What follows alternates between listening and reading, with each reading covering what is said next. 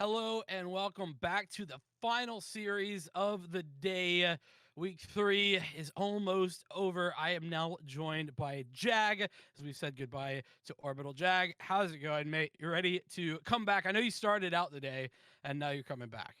Actually, unfortunately, I did not get to cast earlier today because of that first series that was so epic Oh, and went on for so long. We had to cancel the second game as we played off stream, but I am here now, season 0 for NECC. And like you said, we're going to have a great match. It's going to be Boise State 2 versus California State University Dominguez Hills. And neither of these teams are coming in with a perfect record. In fact, Boise State 2 hasn't even won a game so far. So they're going to be really needing to win this one to get back into this season. yeah, and this is as well champions division as well. So keep in mind that despite the fact that these two teams not having the greatest of starts here, at least not in the first 2 weeks. That's okay. Still very strong rosters, at the very least on paper, and definitely been showing some good stuff overall. That being said, who are you thinking has the advantage here? Because honestly, I'm doing the math, the trigonometry, and I don't know if I can add it up. To be honest.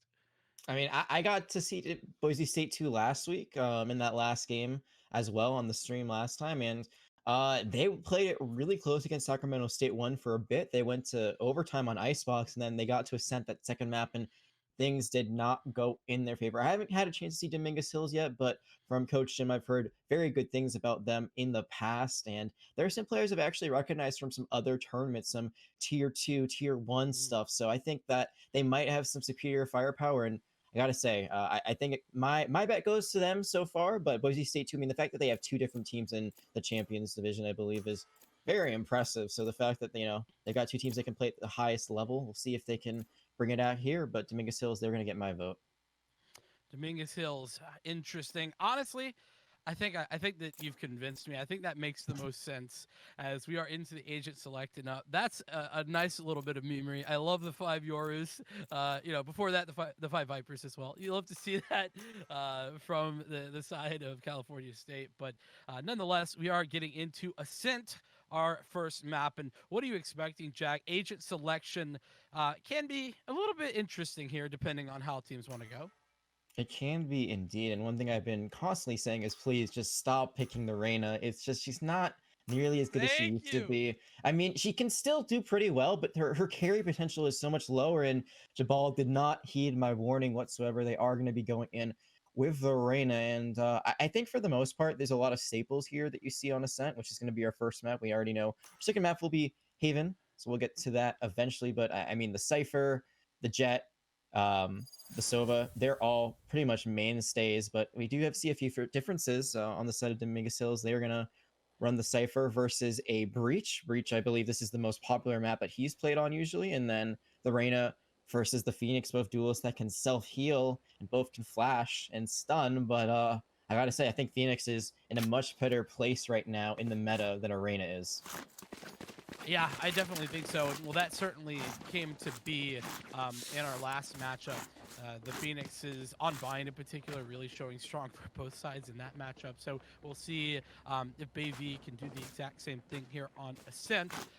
All that being said, I think it's kind of interesting that we're seeing symbols pick up the Breach. I like Breach here. The thing about Breach is it's all whether or not you can utilize that utility effectively.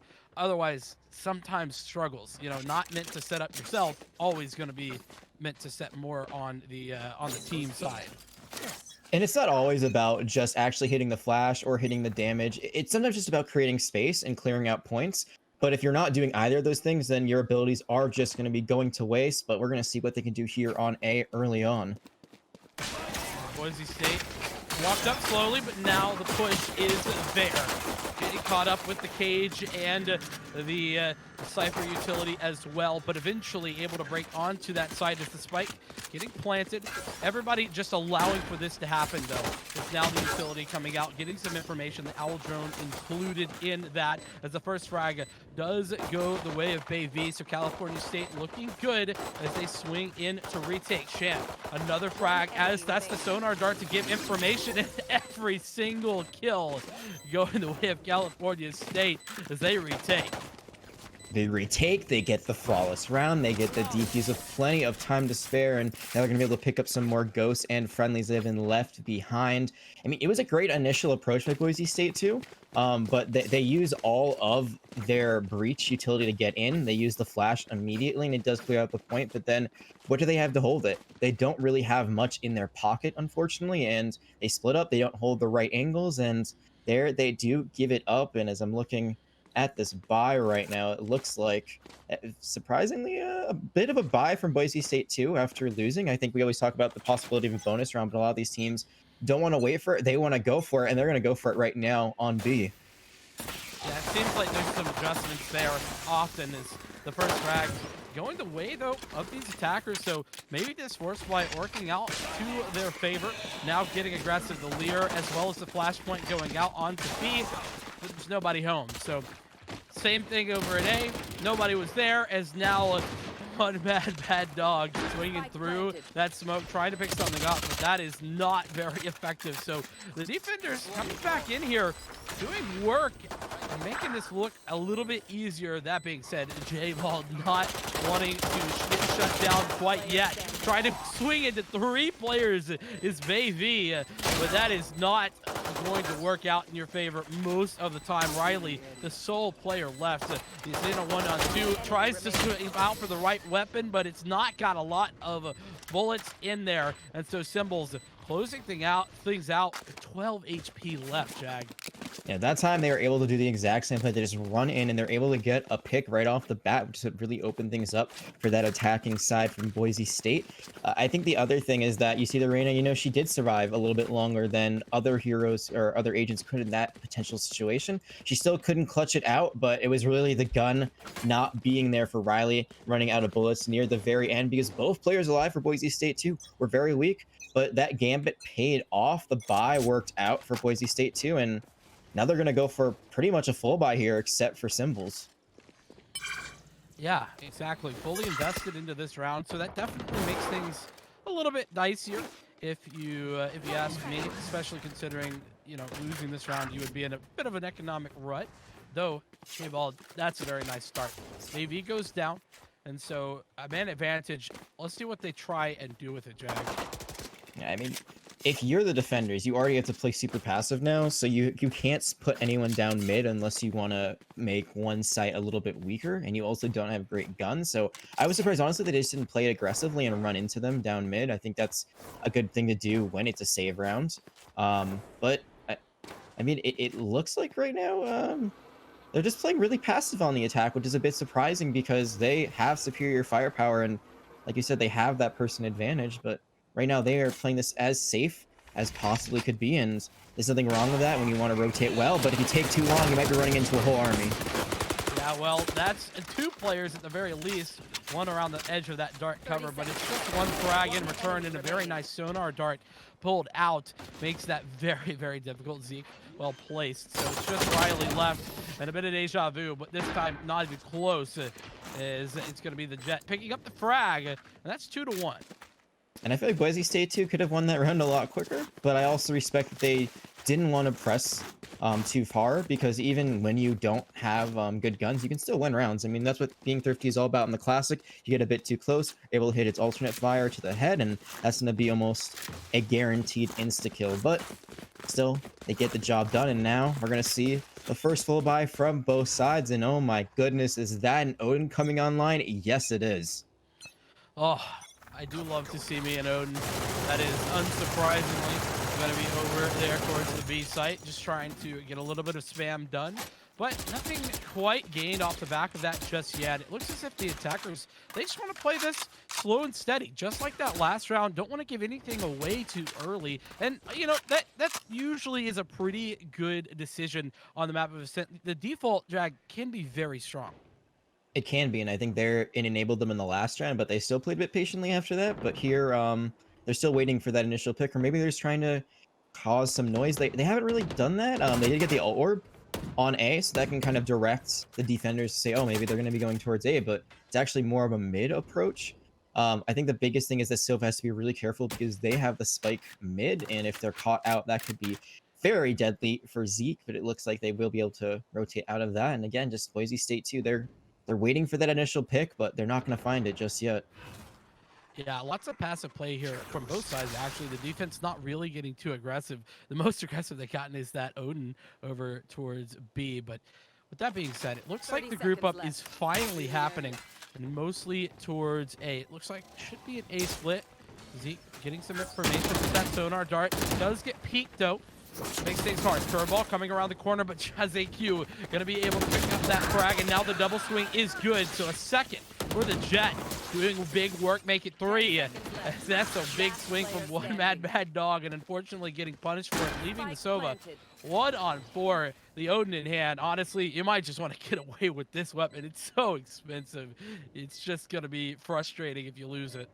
And this is what I expected from the beginning. I expected the Sova to have it, to Riley to have it. Usually you want to try to go for that sonar arrow and then see if there's anyone in B garage. But instead they gave it to the Jet, was a bit surprising. But now they give it back to Riley, who's now just trying to find an angle to find an exit pick. But it's not looking like it's going to happen anytime soon. And that's going to be another very strong round from the attackers. And one thing I remember last time is that chat was very good at reminding us that the Jets player name on the side of Boise State 2 is Jaza K. I think we were saying Jazak last time. So as a reminder, we remember, chat. We remember. So they are doing very well right now at 5-2.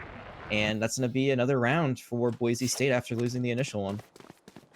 Yeah, and that is a great adjustment, right? You wait, you play it slow. You get the information, and fortunately, you were right. There was a big, unfortunately, a big opportunity for Zeke to go down with that spike, but didn't get punished for it. And so for that, the split worked out beautifully. And so another round on the board as, look at the ultimates, a couple of them online right now for the attackers. So I'm curious to see what they could do with it. Maybe also have to run it back. So that's definitely could be spicy, depending on where they elect to throw it in. I mean, if you're Zeke, I think you use it as a way to recontest the spike after it's already been planted, as a way to stop defusers from coming down. I think you could use the Rolling Thunder as a way to initiate a point, or also the same way as a Hunter's Fury and use it to stop it. I think you hold the Blade Storm for a while, use it for when your economy isn't that great, and you can use the Empress as a way to clutch out. So there's a lot of different plays here for Boise State 2, a lot of different ways for those ultimates to be used. But they're just playing so passively. I'm not sure we're going to see them come out anytime soon. I think the Rolling Thunder would probably be the first thing that we'd see come out if anything does. But do you really need to commit anything when you're already up in economy? And they saved the Odin last round for Dominguez Hills, but beyond that, they don't have a lot to work with right now. Well, you mentioned it, the Rolling Thunder. It does come out over onto A, but one player was there. That is going to be taken down, though, by Veigar. That's very well placed. Now, Symbols trying to do something with these flashes and the Aftershock, in fact, to push back any re-aggression paranoia as well.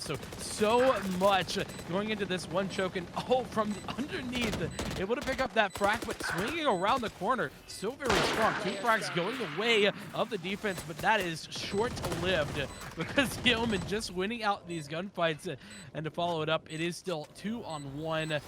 In the Odin, though, do much of anything here. You're just going to have to figure out something great on the spray. Dropping down. That's the first for Riley. Makes it a 1v1. That's beautiful. Riley with the pistol. Picking it up, and I think there should just be enough time, but it is awful close. It does get away with it. Less than a second left, Jag. That is a buzzer beater to fuse right there, and unfortunately for Boise State 2, they played it just a bit too aggressively. I talked about how when you have that Hunter's Fury, you can just sit back, relax, go to the archway. You know where the spike is, you can have your teammates ping it. Instead, they were playing in hell. They try to go for different angles, looking at the drop from heaven, and neither of them were able to find any kills. And I think it looks like Gibaldo was just caught a little bit off guard. Because that was a Vandal versus a Classic. That's usually not a duel you lose, but there they did, and the defenders are able to take one back. They get guns, and now they've got some ults just like that. Run it back.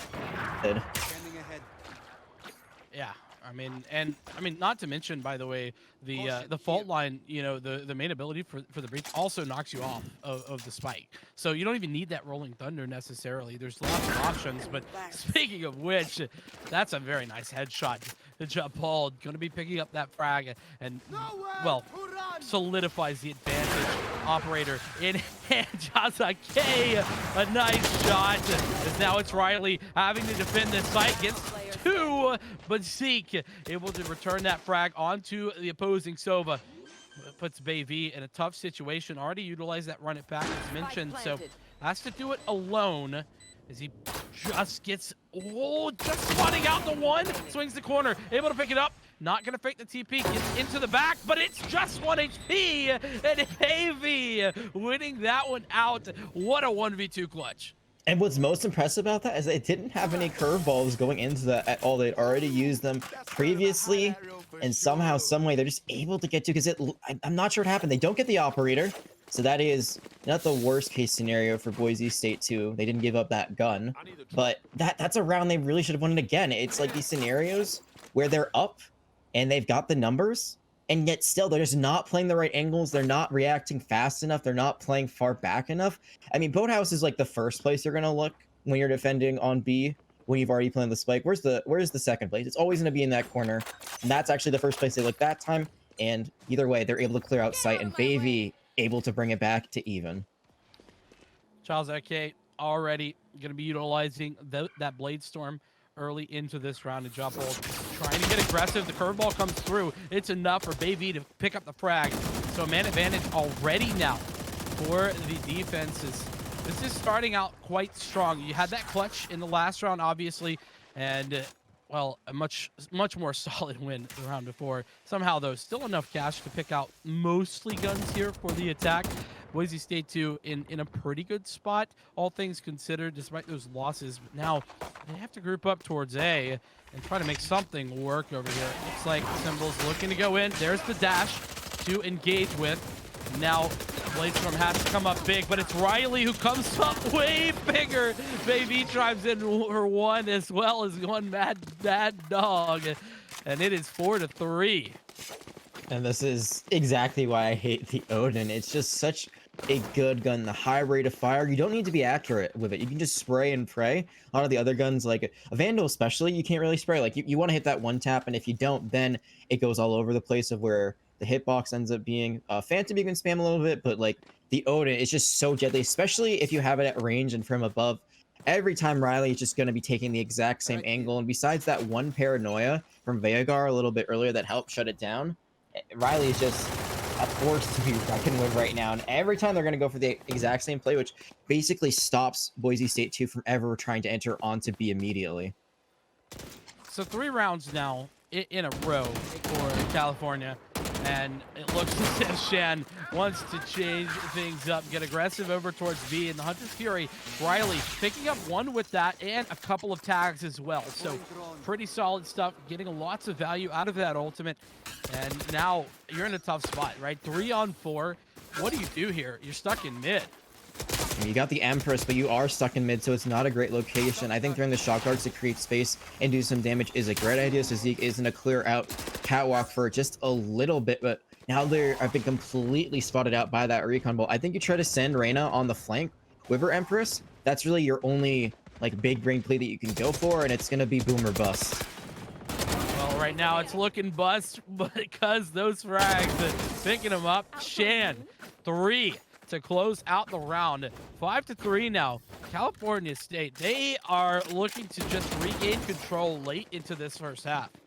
And they started off with the first round win, which feels like forever ago now that we're getting to our 9th round, but then they gave it up, then they've brought it back. So there's a bit of a back and forth pendulum swing so far, but I think now Dominguez Hills has really established themselves, and they've gutted the economy for Boise State too. It looks like most of them will be able to buy, but instead of going for it, they're actually just going to do a save so that next round they can completely buy a team, and I really like that.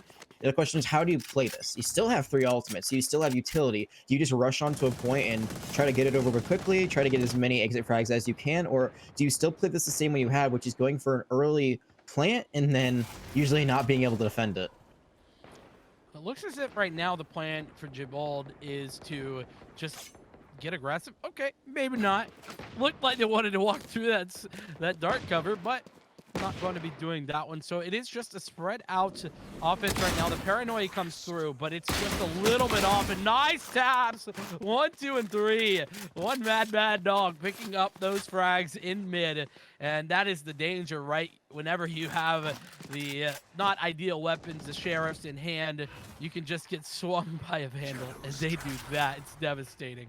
It's like it's a one-tab battle, but the sheriff fire rate is so much worse that you're almost never going to win it. You are going to be able to take out Riley, so finally that Odin is going to be offline, but it's a 1v4, and Jazake currently is so weak. They're going to pick it up. They're going to try to see if they can find anything more, and it's not going to be there. That Odin is going to safely go back to Dominguez Hills, and they've really started going on this defense. It seems like they needed a few warm-up rounds to remind themselves of where they are and who they're playing, but now they have gotten it going. But I think the most interesting thing we see here is that both teams have bought operators, and it's going to be the jet players, which is what we expect. But I'm really hoping we get some fadeaway shots here with the dash. Oh man, those are the most fun, aren't they? As well, there is 7 ultimates available for this round, counting both sides. So we could be seeing a bit of chaos going back and forth, all things considered. First shot from that operator not working out very well.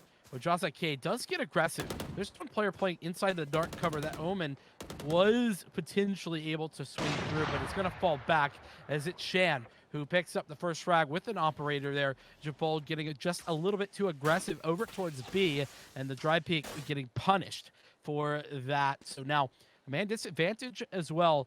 It's been a tough spot, honestly, for Boise State, too, in the last couple of rounds. What can they do here? I think they got to be a little bit quicker on the draw of their ultimates. I mean, I'm looking at this Empress, and they've been holding it for forever, and they already have another Rolling Thunder. They had the Equalizer, but I mean, do they go for the point right now? Do they just run into B? The door isn't closed, or do they try to take the defender's spawn side? And they see that Hot Hands just came in, so they know that there's going to be someone on the flank, but they don't see Shan. Oh, I mean, you called it yourself. Just a little bit hesitant, not quite ready to make those quick decisions. Now finally pushing on Symbols, does win out that fight against Riley, but it's still 2-on-3, and aggressive Shan picking up the frag there with the knives. Not quite able to follow up, but the Bay does just that with just a moment between the two. So 7-3 now. This is a very nice half already winning out the half at this point. Our California State Dominguez Hills. Yeah, and they've already won it, as you said, so no matter what, they will have at least a 2-round lead. But I mean, if they get 2 more rounds, they're going to be very close to getting the victory very early on after the swap. And I mean, this is a defended-sided map, so we'll see how they do on their attack. Maybe Boise State is able to turn things around then, but right now, I mean, their economy, again, not so great. They're going to try to save for the last round, it looks like, instead of trying to go for a full spend here, and I'm not sure that's going to be enough, as already 2 kills are coming out for Dominguez 3. I mean, that's just beautiful. The Aftershock is there. It is going to force out Bay, but it is at the cost of a lot of lives. And that is 1 frag. Very nice shot, by the way. The headshot in. Another flash. That's the beauty of this breach. The flash point's on point, but, well, the bullet hose is a little bit better. You don't even have to see him to kill him. It's just like a sprinkler. It goes everywhere. It goes through the wall, able to get a very spectacular wall bang there. And although there were some great kills there from the sheriff, it just wasn't enough for Symbols to get their team where they needed to. And it doesn't even really matter in the grand scheme of things, besides helping their KD a bit, because unfortunately this is the last time before the swap, and there's still plenty of money to go around. I mean, look at Riley right now. When was the last time they bought? They have full money for this round. They could all buy operators if they really wanted to, which they won't, but great gun advantage, still have 4 ultimates, so a lot of things going in their way. Or actually 4 ultimates the other side, only 2 on their side, but still think a lot of things are going right for Dominguez Hills. Yeah, and I think you hit the nail on the head. There's a lot of hesitance with these ultimates for Boise State, too.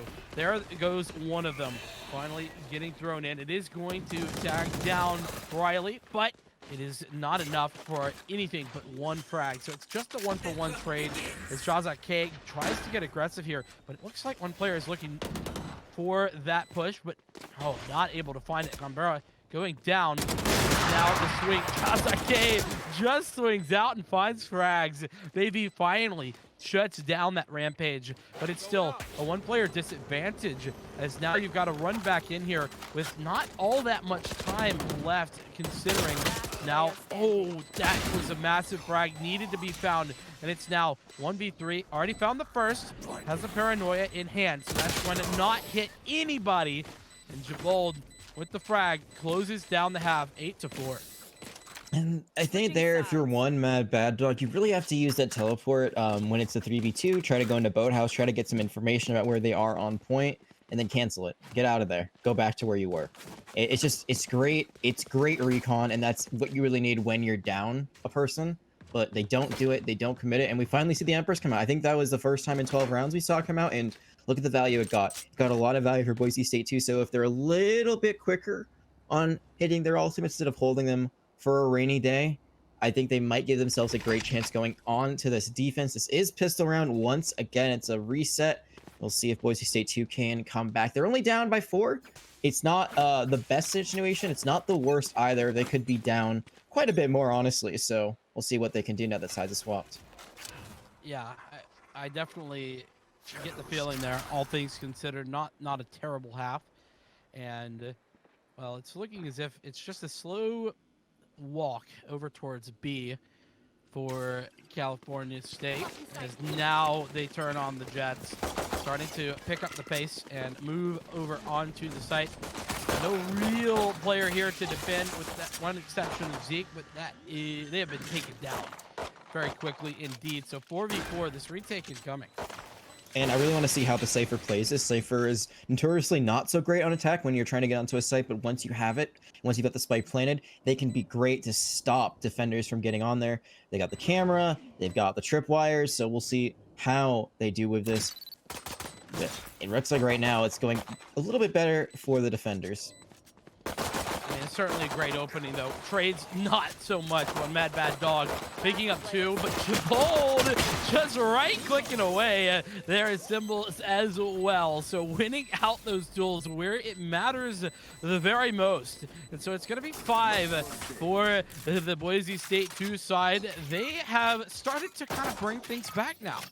And it could always start with just that one round, or those 2 rounds near the end. It was 1 round to be exact, but now they've won 2 in a row. And it's just a little bit of momentum. I was talking about the pendulum swing before, how it went very much so in Dominguez Hill's favor for quite a bit, but now it's starting to go back to Boise State 2. They still have a little ways to go, but they do have a good buy here. I'm interested to see how this Marshall pick works out, because I've seen a lot more teams commit to the Marshall now. It's a bit stronger and it's a bit cheaper, so it gives you a little long-range damage. It's not quite as accurate as the Op, or not quite as powerful, but it can still get kills that are one-tapped. Yeah, I haven't seen a ton of really effective Marshall play, and I'm hoping that increases as more people pick up the weapon, because it's certainly a lot of fun to watch, as it looks like that A push very much is in. And the force buy from both sides as well. So One Mad Bad Dog does find that first frag. The attackers looking strong here, as they have fully taken the site, but through the smoke, Vigard picks up a big frag as well. So now it makes things a little bit more difficult as they just get ready. They prompt to go in, but that sonar dart, that arrow, so impactful, as the flashpoint was there, but now they know where 2 of these last 3 players are, but they don't win the gunfights. Oh no! Boise State 2 fall. And do you know what we finally saw for what feels like the first time in the series? One Mad Bad Dog playing at the archway. So they do have 2 in hell, and again, I'm not a huge fan of 2 players taking the exact same angle, but they have someone coming on the rotation from the backside. No one is expecting that on the side of Boise State too. And although although I believe it was Zeke, does their best there at the very end, can't get the job done, not looking behind them, and it's going to be Dominguez Hills getting closer and closer to that victory. Also, have a pretty good buy. Not a full buy by any means, but a lot of Spectres on their side, and they only need 4 more rounds to close this out. Well, and it looks like Boise State, too, they have conceded the economic territory, where before California State, they elected to force buy-in. They had a couple more rounds to work with, obviously, as well. That's certainly going to be going into that decision, but They are back onto the eco, the pistols only for Boise State, though those pistols can be effective. Jabald showing exactly why that is. As the rest of the push comes on to A. It is just trades, though. All things considered, this is looking very strong. In fact, the man advantage now is Jazak Q picks up that frag. So this is very good for the defense. Yeah, Jazaki able to pick up a Spectre. Zeke now has a Singer, so a lot of guns going their way, and they're both looking up at heaven, but now they know that there's at least one person at tree, but they're just not turning around. This could be very bad for them as they're about to be run up on. Oh no, baby! So committed! Riley with the triple spray down, saving the round for California State. I mean, honestly, I thought it was over. Baby just not looking the right direction, but that was a great clutch from Riley. Fortunately, they could not save the Phantom that Bavey had, so the best gun that was on the field is going to be in no one's hands.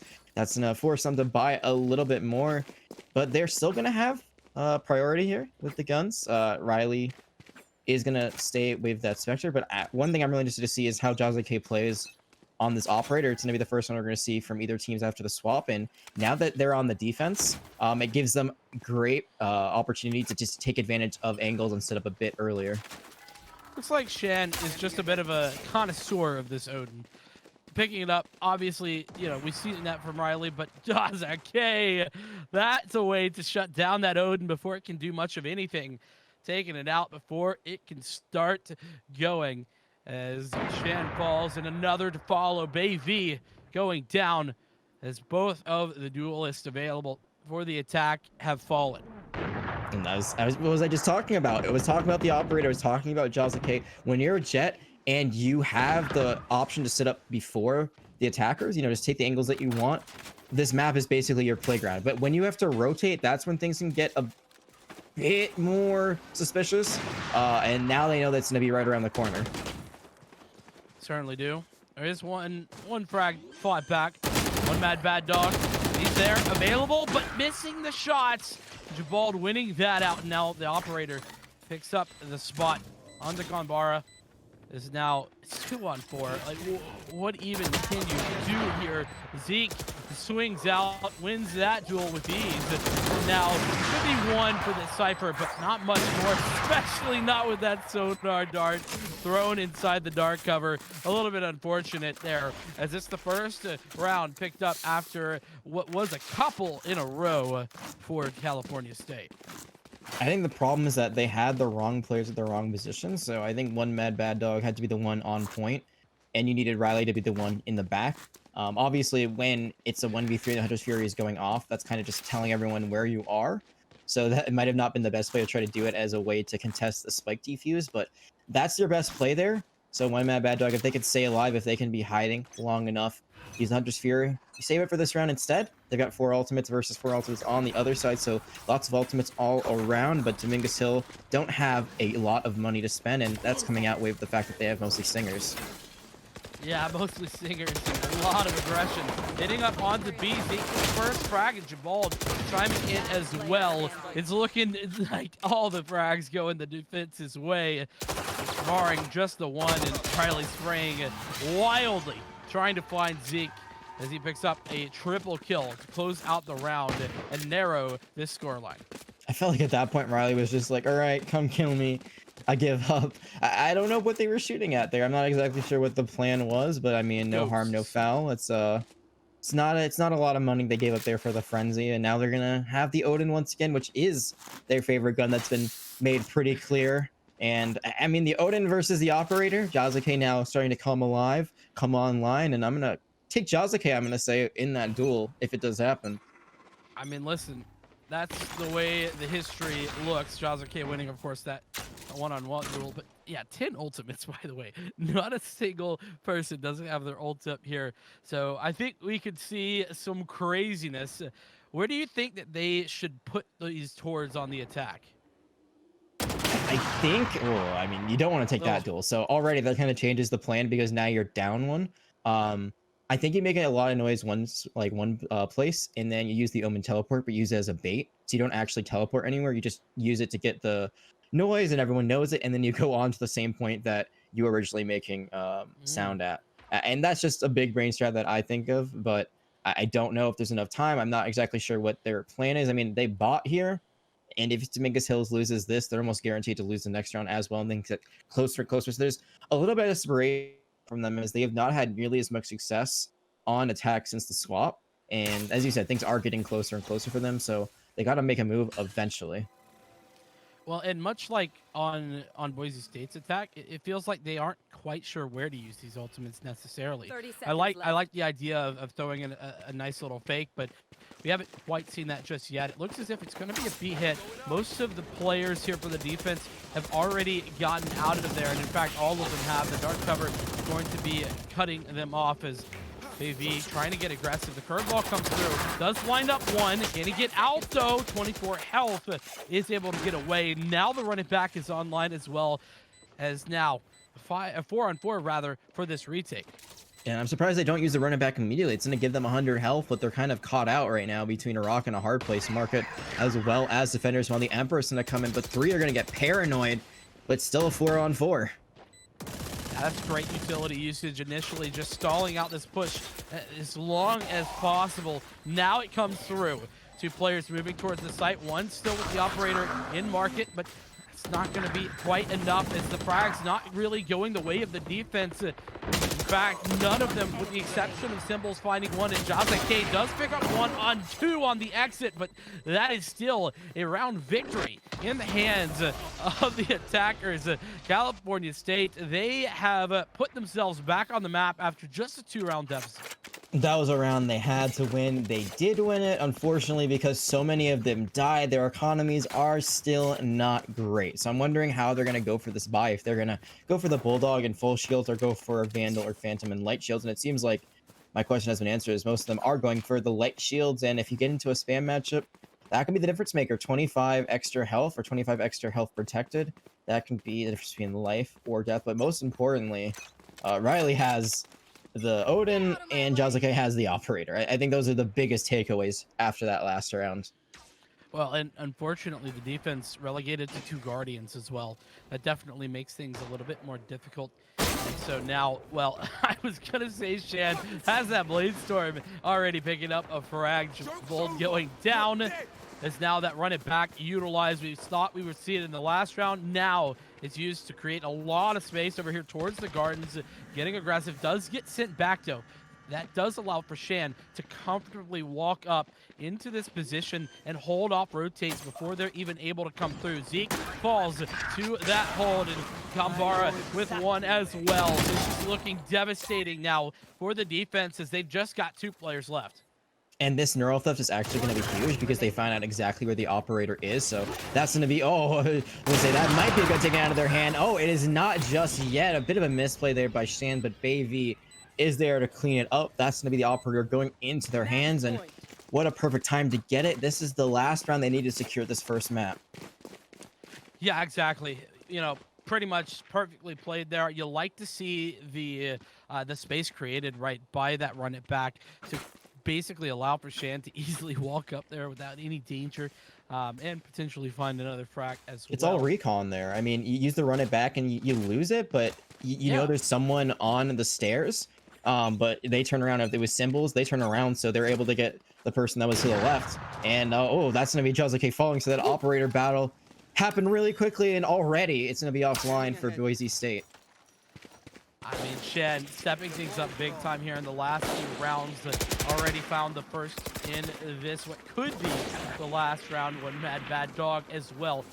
Finding that kill onto Zeke, and blinded up is the player on B site. So Bayv waiting things out. It is desperation mode. Just 2 left alive here for the defense.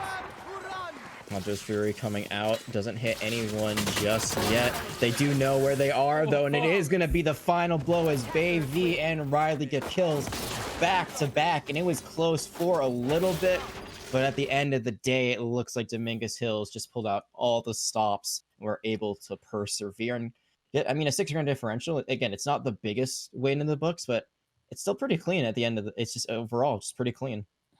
I mean, it certainly is, and when you think about the way in which they won it, there was quite a few rounds that just kind of looked flashy from their perspective. We weren't necessarily seeing that same sort of a flashiness, right, from the Boise State side. And that's not everything. I'm saying that to mean that oftentimes when California State were making the big plays, they were making the huge plays.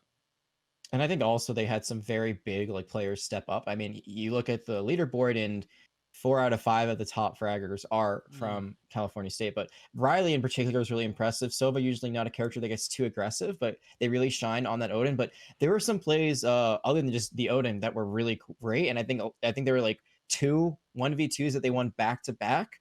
So those are 2 rounds. If they hadn't been given up by Boise State when they had that person advantage, this could have been a much closer map. Could have been 9-11, and we could still be continuing it here. But you lose the ones you should win, and unfortunately, you don't get any go agains. There are no reversals of fortune there, and I think they really need to shut down Riley going forward.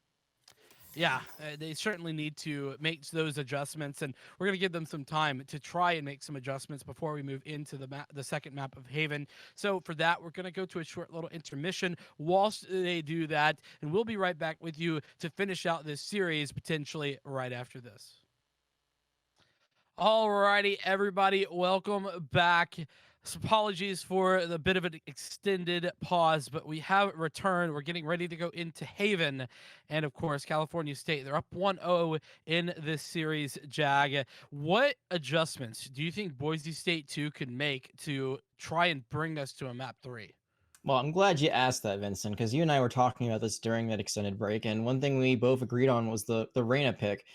It just wasn't, unfortunately, getting the value that Boise State 2 was looking for, and there were some frag outs there, here and there, but it's not enough. When you've got a character like that that's so feast or famine, you made a great point. They really need to be in the top 3, not only of their team, but I would say overall in the lobby to really say all right, this was a good pick. And unfortunately, for Boise State 2, their arena was only at 7th overall in the lobby, 3rd on their team.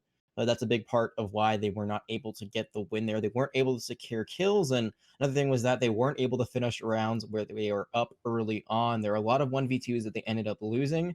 And I think that's the biggest thing. They just need to finish strong. They need to make sure that they're getting that last kill. They need to be taking different angles, or at least if they're going to take the same angle, immediately you've got to go for that trade. It's got to be the 1-for-1 because you've got one body to give. They do not. So if you're able to get that kill immediately after your teammate dies, then you win. All is good. And again, it would have been a lot closer if they'd been able to get some of those rounds back, but they didn't, and they lost 13-7. Yeah, and all things considered, a relatively slim margin. Not a bad map by any means for Boise State. They did struggle with some other things as well. I think we both mentioned ultimate usage was definitely a struggle for them. They didn't necessarily appear to have a full plan in place when trying to throw out those ultimates, particularly on the attack. And on the defense, it seemed more reactionary than anything. So that could be another potential adjustment as well. But despite what we have said, it looks as if Jabald might be going for Arena once again. We should be on the lookout for potentially Jabald to step things up here. Yeah, and it looks like so far Boise State, they haven't changed up anything. This is the exact same comp they just ran. And again, I'm wondering how the breach plays into this, because I feel like there is some great plays from Symbols, and then there were some not so great ability usages here and there. The Rolling Thunder didn't really find value, I feel like, whenever it was used, but they will try to do it.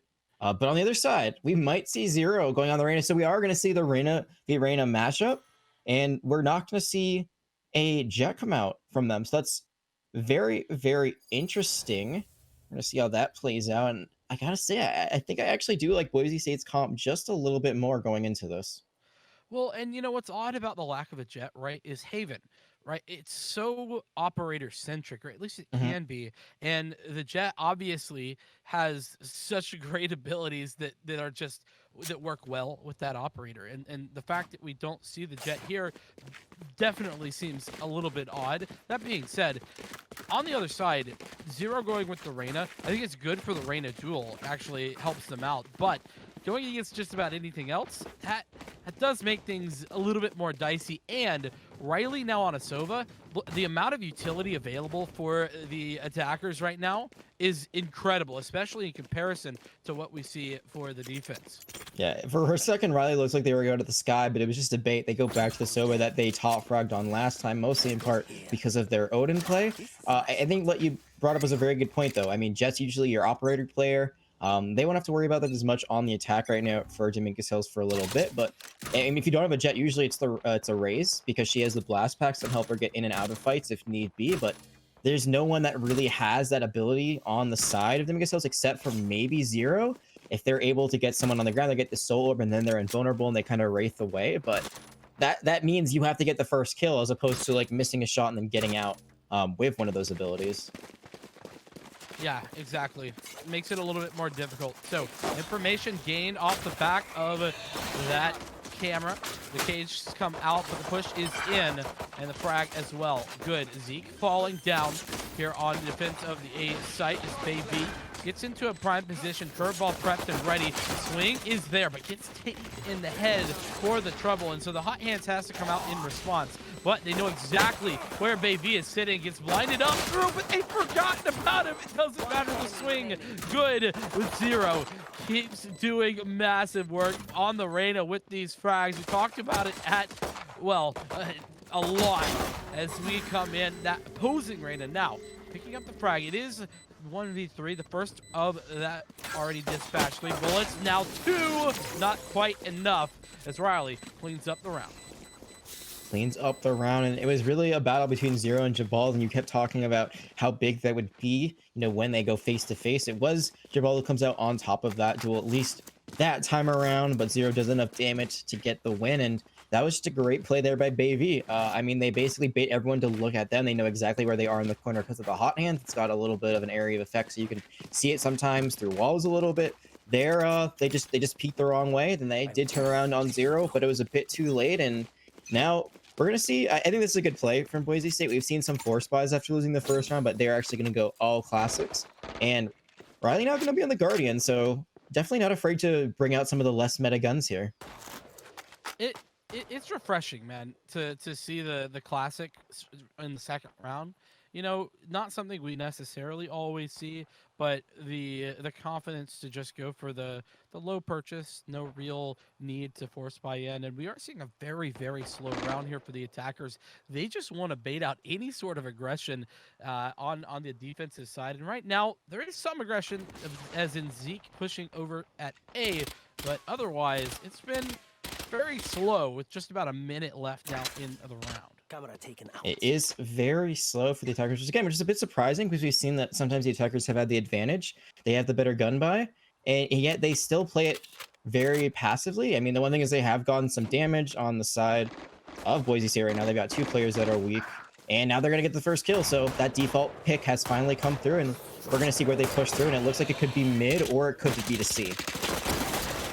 First, got to dispatch Jabal, who is looking to get aggressive over long. Now that mid push comes in that you were talking about, or more aptly in through the garage. A little bit of a tag onto Gambara, but ooh, very nice. That's 2 for 1. It's been traded out by Baby. It's still 2 frags though. All things considered, with 5 classics, this is not too shabby, as the Cypher has been tagged down significantly, and it's probably just a matter of time before he gets taken out. Yeah, I mean, there isn't much you can do right now if you're Zeke, unfortunately. They know exactly where you are. You don't have long distance that can compete with a Guardian or even a Spectre with the Classic, so it doesn't really make sense to save here, but at the same time, it also makes sense to not give away more credits, more alt charge to the opponent. So if you can somehow get a frag here on the exit, but instead you're going to be running in right into the Guardian, or the Spectre actually, and there was, I think they just had to turn the corner. They had to check your corners. Always got to check your corners, and unfortunately don't do it there. But even if they did, I'm not sure that's a matchup that they win. Yeah, and of course had to go for that, right? Because of the fact that, you know, you only get 1,000 credits if you survive. Makes things a little bit more difficult. With just the Classic in hand, that's not ideal, is it, Jag? No, I think you bring up a great point. You actually get, I think, more credits if you do die. So at that point, you might as well just throw yourself in. Maybe you get a kill on the way out. You force the other team to buy a little bit more, and things go well that time, you don't get it all, but you do get something, and now you get the full buy for your team. Yeah, exactly. Full buy-in, 3 Vandals, 2 Phantoms against the bonusing weaponry of California State. They have pretty much nothing that's ideal. I want to be honest. The Guardian, a couple of Specters, a couple of Stingers. It's a bit of everything to throw at the enemies this round. The Spike has been left in a prime position, just going to be getting aggressive over towards B. It's one mad bad dog. And this has been slow, steady here. Just about a minute left. Nothing really happening. Just some pushing on the extremities.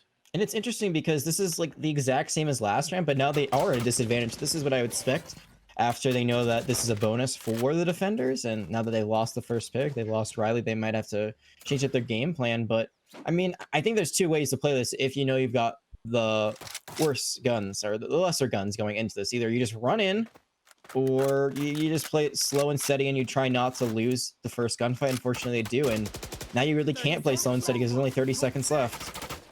Well, speaking of slow and steady, the run it back utilized there on the offense, but unfortunately over at A, there is just nobody winning any gunfights, and that as well not working out. The run it back utilized, but nothing gained off the back of it, and Jabald with a 3K.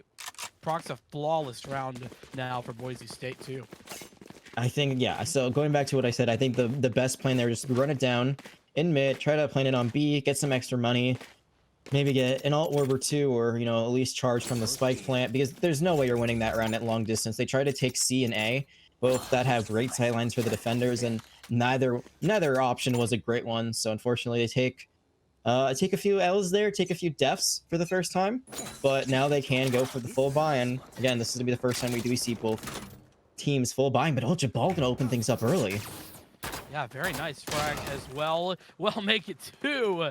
That's beautiful. So we talked about the Reyna.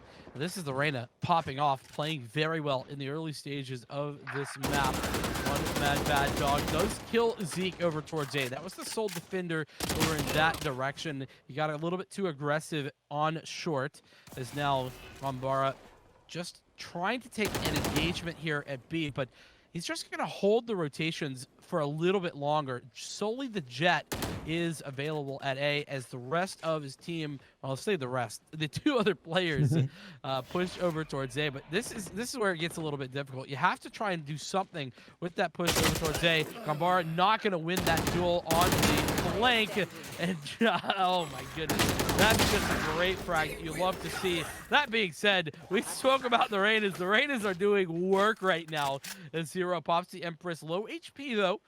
Needs to find the first frag without losing too much health. Just 18. Now the drop comes in and not ready for it. So Symbols winning out that gunfight. It's tied back up. And there was a solo orb on the ground for Zero. They just weren't able to pick it up because they were being pressured out by Symbols. So they kind of run back, try to play under hell a little bit, try to go for the spike plant, but unfortunately wasn't able to get the job done. And we talked about the Reyna being useful and how Jabal's had to be in the top 3. They're currently number 1, and it's a bit close now, Zero popping off near the end, but for a while they were ahead by 4 kills from everyone in the lobby. So we'll see if they can keep that up. And also on their team, Delzica gonna have the operator again, and we saw how deadly they were last round or last map. Certainly were, but here's where it gets dangerous. The pace change can really catch out an operator player. The first of those shots not working out. That's going to be the paranoia coming through. Jazake, it's hit by that, but it's not quite enough. The counter utility perfection, and Zeke That's an ace. up, knocks them down. The quad kill to close it out.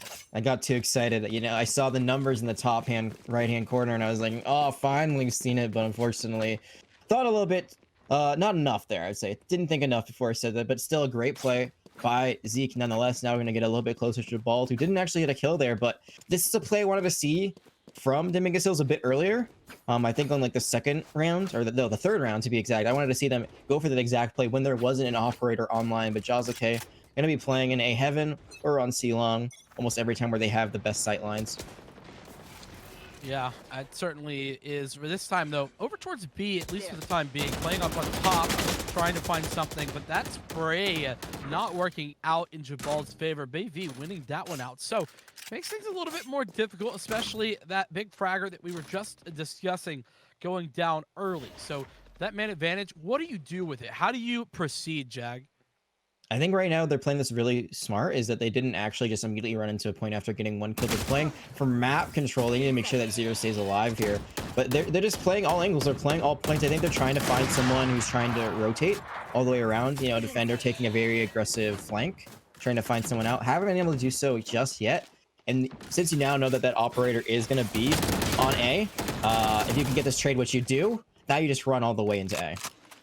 Yeah, that definitely queuing up all of the pushes. The neural theft coming out for the offense gives them a good idea of where the entirety of the defense is rotating in from. Knows that they're coming all from the defender spawn position. So now a pretty great place to be, especially if Bayv is able to make this rotation happen. The quick flank, easy does it. One frag already going the way of the offense, and while trying to back up a little bit, but Bayv was there, and closing it out is the Cypher. So a great response after a couple of rounds not going their way. California State are back in control.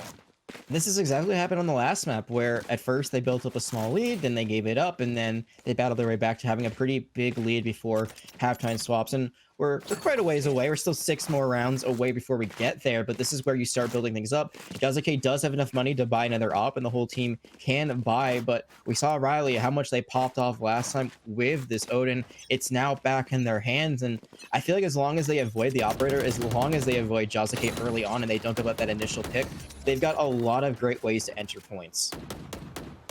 They certainly do. There's a lot of options available, right, to engage with here. Not anything to sniff at is the run it back. Speaking of which, running it back over towards C. That information gain, he's going to find one. That's beautiful. And Riley with the Hunter's Fury as well elsewhere takes down Jabal. So another big frag on, done and dusted as it's 2 on 5. A devastating push over towards the C site, Jag. It's devastating, and there are ultimates on the side of Boise State, but one of them you got to get a kill for, and so far no one has fallen on the side of Dominguez Hills, and the other one is the Bladestorm. But you run in with that, you could give up the operator. I think honestly, oh, okay, now you get an entry pick, so now you can use it, which they will. It is still a bit risky. Honestly, I'm surprised they haven't just thrown the operator over the side, so it's not given back, but they want to take this, even though it's a 4v2, and now it's a 4v1. I mean, that's just, you just don't get into that spam duel with Riley. Come on now. Riley's gonna win that most of the time, and CSUDH, despite getting tagged by the sonar dart, does pick up that frag, but all things considered, it's just 2. And with the neural theft invested plus an additional weapon, I don't know if that's really worth it, all things considered. Chet, what is your take? I agree with you. I don't think it's worth it. I think that if they'd been able to find a kill immediately off the neural theft, and then make it a 2v3, then it's much more worth it. And then I think that you just go for the Bladestorm, because you run in with aggression. It's kind of that swap of, you know, I'm playing long distance, and now all of a sudden I'm in your face, and that's going to catch players off guard. I mean, we've seen how tempo can throw off operator players themselves. So if you're the one switching up the tempo, it's kind of in your control there. But as soon as Cypher died, and as soon as they didn't get a pick, immediately I kind of assumed that was gonna be it, and Riley just gonna be doing Riley things, spamming away into garage and breaking both doors. And getting a tag on the CSUDH. Oh, that's gotta be frustrating. It's not too bad, but still a difficult tag early on into this round. But CSUDH is not at all flustered by it. Gonna be committing regardless to the angle. Now has to fall back due to the Owl drone. The information gained, of course, is now everybody is still spread out across the map. It looks as if we're pushing over towards A, though. At least the attackers are. So it's just about a minute left here in the round. This is important because the economy can turn so incredibly depending on who wins this round. And now that push incoming, the utility, the counter utility is in. Nobody on the site itself right now, and so these smokes, the dark cover, able to allow some space to get that spike planted down. Rolling Thunder coming in. Jazuke gonna open it up with a kill onto Riley, but it's gonna be trades upon trades. It's gonna be a 3v2 and all is said then done. And you don't just drop into 0 like that, but you also don't want to be facing Jazuke. Jazuke, can they get the 4K? The Omen is so weak. They know exactly where the spike is. They're gonna go for the bait. They only have one shot, so they go for the classic. Instead, they still have the Blade Storm at their disposal. And again, the bait. Just gonna try to get them to peek, but this is very smart from one Mad Bad Dog. They have not peeked the corner just yet. They only show up for a second, and time is running out. Oh, not enough. Not enough. Jazuke trying to be the hero of that round, but it wasn't there. And now, I mean, 5-3. You said it before, there was, you know, a moment back on Ascent where it looked very, very close for Boise State, and then we saw California State just reconsider. They stepped back in and basically were dominant, right? And I think we might be seeing that here once more. Yeah, and that was a big round because that was gonna be it's gonna be the last time for a little bit that they can both full buy, and then the operator also goes to the attacker. So Riley actually gonna go off the Odin to the operator, which I think is a bit of a risk because those are two very different guns. But oh no, one Mad Bad Dog gonna fall there, so it's an even trade. But I mean, when you're running stingers, that's gonna be a trade he'll take on any day. Well, and Riley said, listen, there might be question marks about whether or not I as the Sova should use this weapon, but I definitely will get the frags with it, as it is going to be the man advantage once again here for the attackers, as well as this weapon advantage, to be fair. And Zero found out not only the camera, but Zeke taken out, as now the A site is wide open for business once more. And in a 2-on-4, what realistically can we see from these two defenders?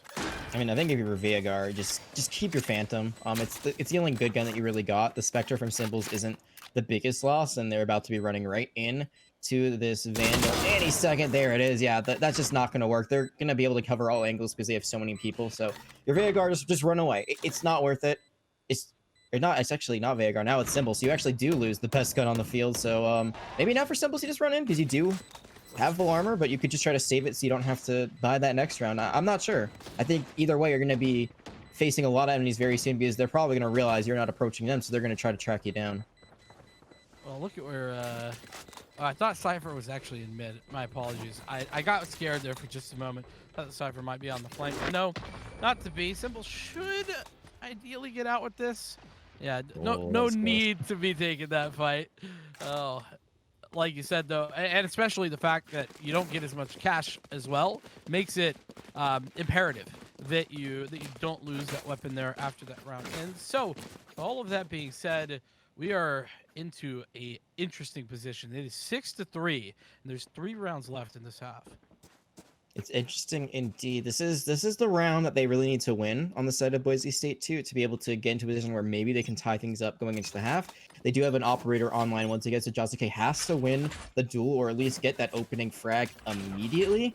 Looks like they're playing on B, where I feel like they've actually had the least success. I feel like they've been most successful on A, but they've decided to leave the Cypher there instead. There's going to be the first shot, but I think that was from Riley all the way on C long, and they left the spike behind. I really like that play. Again, they're just playing for default on the side of the attackers, and that way no one who dies early is going to have the main point of what you're playing for out of position for them.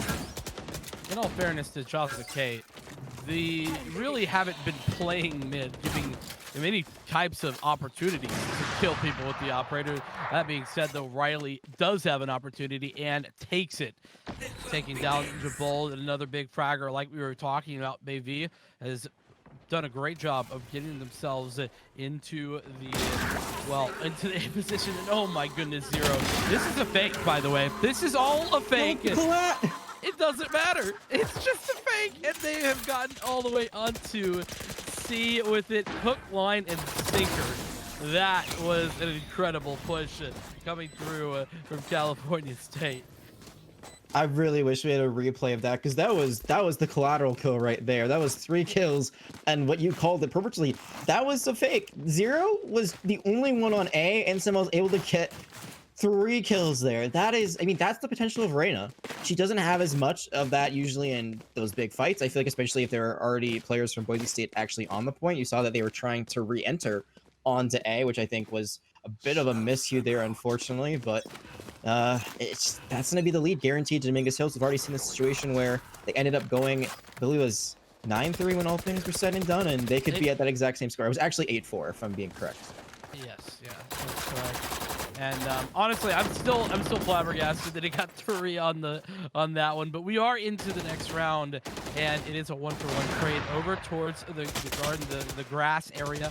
Riley does find Jaza Q, but Symbol's back for more over towards long. Does pay for it with most of their life. 8 HP left on that player, as well. It's looking as if it should potentially be an A hit, at least by the setup.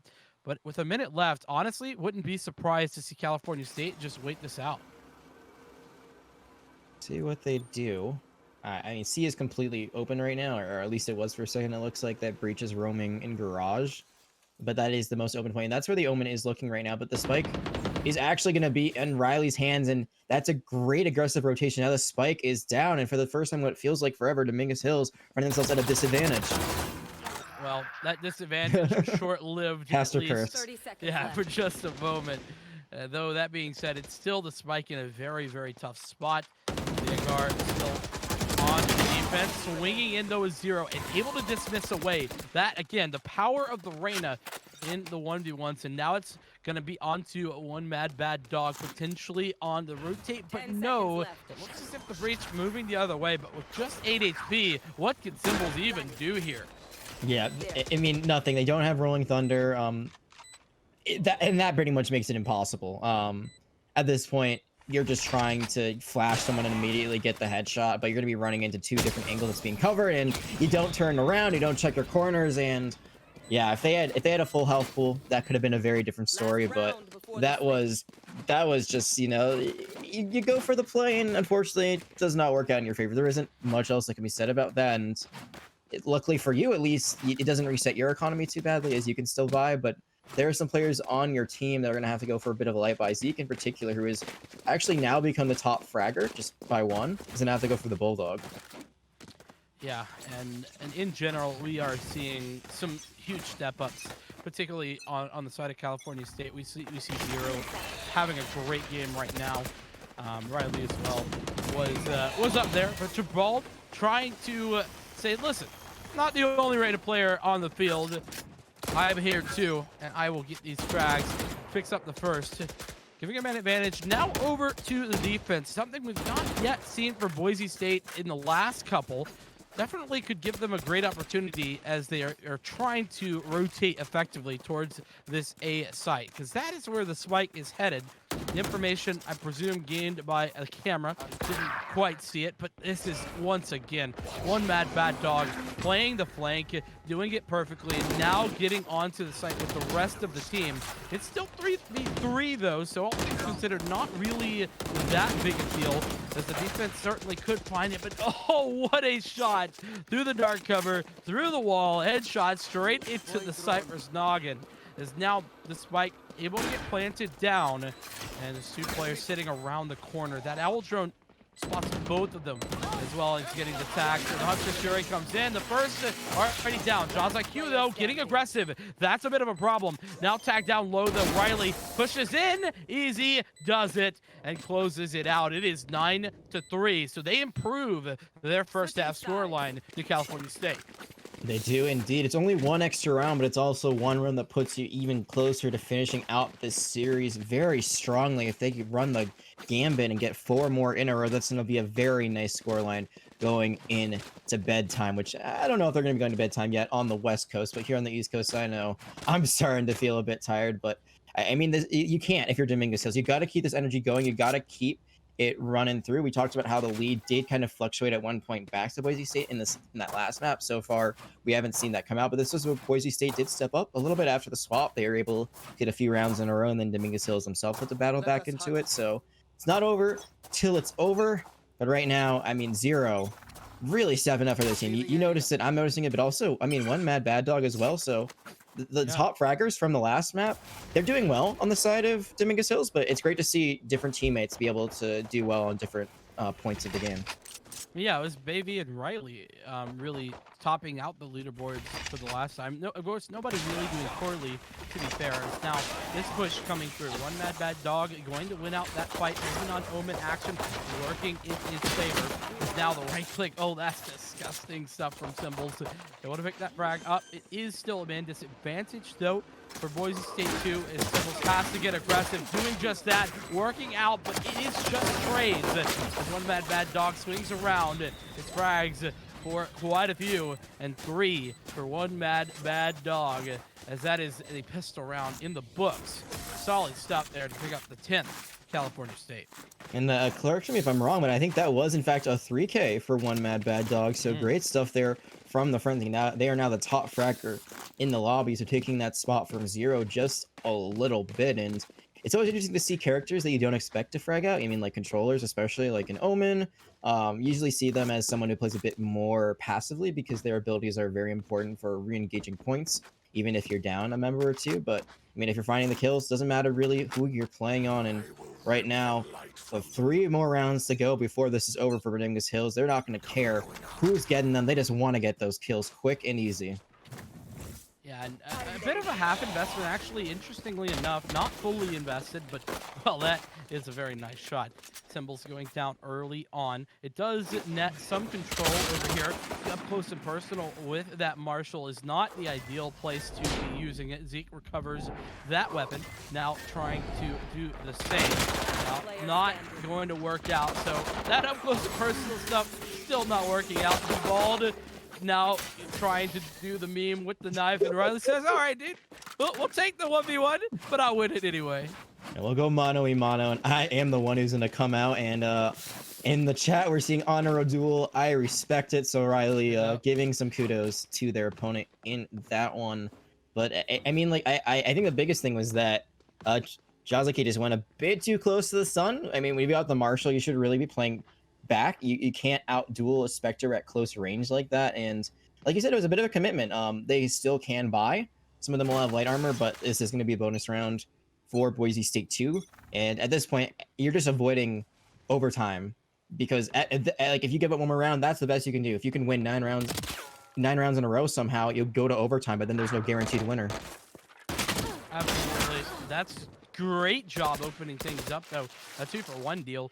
You're not going to be hating that one if you're Boise State 2. And in fact, knows that one player, i.e. the Cypher, going to be over there, tacked down to just 35 HP as well with a Stinger in hand. So not ideal weaponry, but it looks like they're going to be evacuating that area for the time being as one more frag is picked up. So this is a bonus round, to be fair, Jack, but a really nice one so far from the offense of Boise State.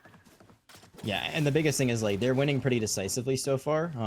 If they lose no one else, that's going to be a big win for them in their economy. They've only lost 1 so far, and they don't lose Jabal there, and Jabal not going to be able to heal up. So now it's just a very weak Cypher on the side of Dominguez Hills. So this is a big win. And if you win the next round and you get that momentum going, and the train leaves the station, you can just keep winning over and over again. This series can immediately swing back into your favor. It's still a very big hill to climb, but winning rounds like this help you get there a bit easier. Yeah, a big hill, a long road, tall mountain, whatever you want to say. All the analogies. Yeah, exactly. It's certainly going to be difficult. And well, that's so unfortunate. Like Gabar is just like, dude, can I please just play the video game? I'm just getting stun locked out here. Man, that is unfortunate, but expected, considering the weaponry advantage available. So now, a nice round there as we move into the 16th of the game. We are seeing a rebuy though. Yep, and this is like really the round that matters the most, because if Boise State loses this, it's almost guaranteed to be game over unless they can have the 50 round of the century, which we have not seen them be able to have thus far. I think the one thing to note though is that there is actually a Spectre on the side of Dominguez Hills, so that's the one area where they might be lacking a little bit in firepower, but other than that, it is going to be full buys all around. So this might be the penultimate round if it's won here for Dominguez Hills, but it feels like the final round. I mean, it certainly does, considering the amount of rounds between these two teams at the moment. That being said, you're never out of it until it is 13. Like you mentioned earlier, it definitely is always able to be come back from. I've seen some incredible comebacks in my time Mhm. casting the Valorant. So I know better than to count out a team before we see that that victory screen. So looking to be maybe pushing B right here. Not something we've really seen all that often, but has been already done once on this half for the attackers. Boise State too. Baby does try to get aggressive, gets tagged a little bit. Zero wins the fight elsewhere, and that's a nice shock dart from Riley. The curveball, good, meets its target. Now it's just one. You said it seemed as if it was the final round. It's looking dire right now for the Rain, or rather for the Omen. My apologies, and it was 12-4 now. California State have a match point. And there was a great win condition there. And it was the Symbols staying alive, being able to use that rolling thunder to get onto a point, or maybe they just go onto a point and use it after for the recontest. Fortunately, who dies first? It's Symbols. There's your main ultimate offline, and you do have it now. And you got to go for this kind of weird hybrid buy because this is all or nothing. So Jazuke does have enough for the op, and there's going to be a lot of other guns online. But I mean, there's ultimates, there's a will, there's a way. And I think they just have to execute a little bit better on their attack, and that Rolling Thunder is the first thing that has to come out if they're going to do so. Yeah, we talked about it not necessarily finding as much value as we would have liked on the first map. Now is the opportunity to change that. Be the difference maker, be the changer. As Bayv gets into the backline, though, misses a shot. That does make things a little bit more difficult. Looks like is going to be able to get out of there, though. He gets help from the teammates. Lear comes through with the flash coming through as well. Now, curveball is in. Blinds up one, but the second he's not quite ready for it. So Symbol stays alive, and it is a 1-for-1 trade as Jabald, because of that rotation, able to find their way onto the A site, but it is very short-lived over there. One bad dog and the entirety of the defense just rotating quickly, as now it's a mad dash for C. It is a mad dash, and Jazuke does have that operator, but just missing that shot. There's the Rolling Thunder. Finally going to be coming out, and now they're going to be able to take over this point, but there's going to be someone in the garage. They just spam it down for a second, but one mad bad dog has been one bad dude. They do get traded out, but it is still going to be in their favor. The spike still hasn't been planted, and that operator is now down. Getting tagged as well makes things a little bit more difficult. They know exactly where Symbols is. It's 1-on-3. Here's the player, but it's a double peek, and not going to be whipping those shots are any California State Dominguez Hills players. So they close things out 13-4. Dominant fashion here in the second map, Jag.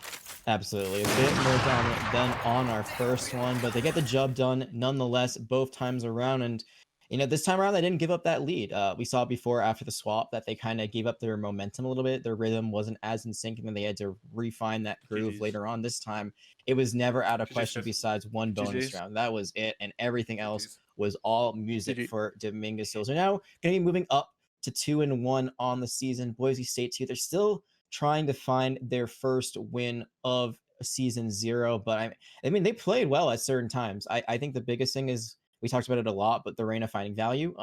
Jabal did pop off in this match. They were the top fragger on their team and top 3 in the lobby, but it was a short-lived match. You know, not as many rounds as you'd see normally. So maybe if that went on a little bit longer, they could extend that to have a positive KD later on. But I think the biggest thing is, we talked about it a lot, was being decisive and using your ultimates quickly and using them at the right time.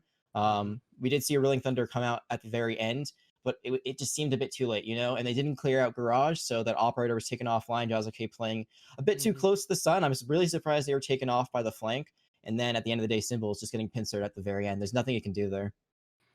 Yeah, I mean, just a lot of unfortunate circumstances coming together on a couple of those rounds, but in general, like you said, the decision making just not quite quick enough. And to be fair, Boise State too, they are in a tough division. I mean, we got a lot of very good teams here, and these guys, no slouches at all. Definitely, we saw shooting good shots, able to take advantage of a couple of great situations. But at the end of the day, California State just able to be that much better, that that much further ahead, and so just pushed it over. So final thoughts here, Jag. Do you have an MVP thought of a candidate here that you want to talk about before we get moving? I'm gonna give it to Riley. Okay. Riley did not wasn't as dominant on the second map. They were third on their team and fifth in the lobby overall, but I think that Odin really set the tone on Ascent. I think that was a big part of why they won that matchup and why the gap started to get a bit farther as that map went on. And going into this one, they had a lot of momentum. So I think Riley deserves a shout out. As much as I hate the Odin, I really don't like it. But and I Oh, think another thing is that Dominguez Hills, they were able to get a bit of revenge on Boise State because, as we talked about, Boise State 2 and Boise State 1 are both in the Champions Division, are top tier here at NECC. So, like you said, not slouches at all, but they lost to Boise State 1 last week. Now they're able to get a win over Boise State 2. So, a little bit more momentum for them going forward. yeah, I have to agree with you. Riley had a great game overall, a great matchup.